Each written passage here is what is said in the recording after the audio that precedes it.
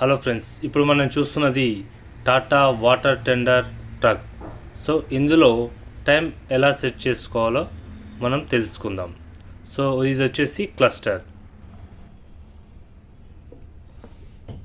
ఇక్కడ set button ఉంటుంది, ఇక్కడ మోడ్ బటన్ ఉంటుంది.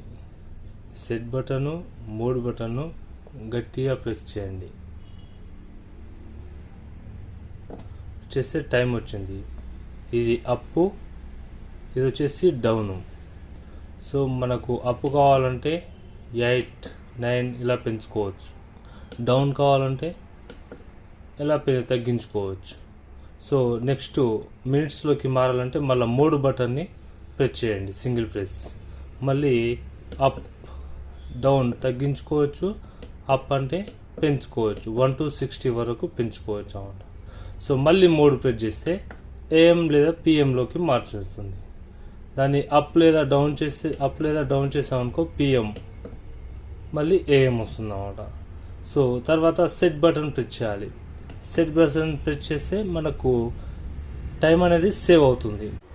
హలో ఫ్రెండ్స్, చూశారు కదా టాటా వాటర్ టెండర్లో టైం సెట్ చేసుకునే విధానం. So like, share, subscribe.